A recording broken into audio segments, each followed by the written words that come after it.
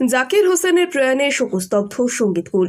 রবিবারই গুরুতর অসুস্থ হয়ে আমেরিকার সান ফ্রান্সিসকোর এক হাসপাতালে ভর্তি হয়েছিলেন ওস্তাদ। জানা গিয়েছে, হৃদযন্ত্রের সমস্যার জন্যই শিল্পীর শারীরিক পরিস্থিতির অবনতি হয়েছিল। পরিবারের তরফেও তার দ্রুত আরোগ্য কামনা করে প্রার্থনার অনুরোধ করা হয়, কিন্তু শেষ রক্ষা আর হলো না।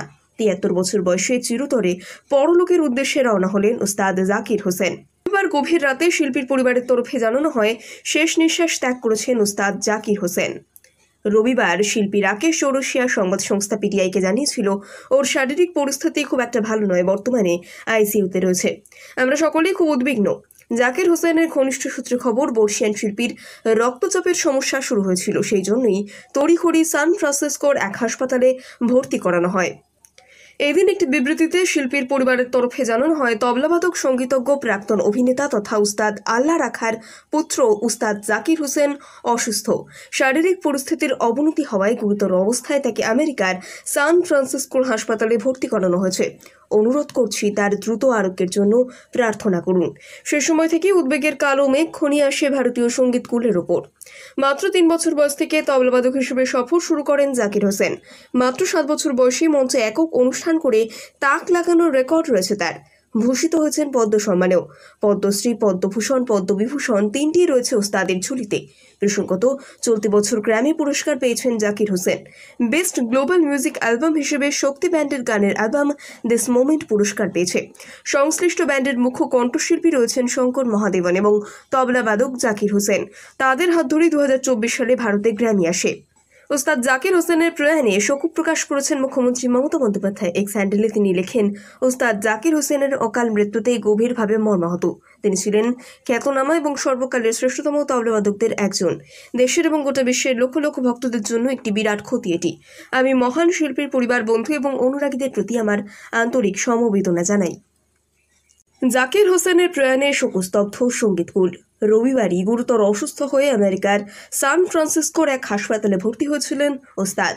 জানা গিয়েছে, হৃদযন্ত্রের সমস্যার জন্যই শিল্পীর শারীরিক পরিস্থিতির অবনতি হয়েছিল। পরিবারের তরফেও তার দ্রুত আরোগ্য কামনা করে প্রার্থনার অনুরোধ করা হয়, কিন্তু শেষ রক্ষা আর হলো না। ৭৩ বছর বয়সে চিরতরে পরলোকের উদ্দেশ্যে রওনা হলেন ওস্তাদ জাকির হোসেন। গভীর রাতে শিল্পীর পরিবারের তরফে জানানো হয়, শেষ নিঃশ্বাস ত্যাগ করেছেন ওস্তাদ জাকির হোসেন। রবিবার শিল্পী রাকেশ চৌরসিয়া সংবাদ সংস্থা পিটিআইকে জানিয়েছিল, ওর শারীরিক পরিস্থিতি খুব একটা ভালো নয়, বর্তমানে আইসিইউতে রয়েছে। আমরা সকলেই খুব উদ্বিগ্ন। জাকির হোসেনের ঘনিষ্ঠ সূত্রে খবর, বর্ষিয়ান শিল্পীর রক্তচাপের সমস্যা শুরু হয়েছিল, সেই জন্যই তড়িঘড়ি সান ফ্রান্সিসকোর এক হাসপাতালে ভর্তি করানো হয়। এদিন একটি বিবৃতিতে শিল্পীর পরিবারের তরফে জানানো হয়, তবলাবাদক সঙ্গীতজ্ঞ প্রাক্তন অভিনেতা তথা উস্তাদ আল্লাহ রাখার পুত্র উস্তাদ জাকির হোসেন অসুস্থ। শারীরিক পরিস্থিতির অবনতি হওয়ায় গুরুতর অবস্থায় তাকে আমেরিকার সান ফ্রান্সিসকোর হাসপাতালে ভর্তি করানো হয়েছে।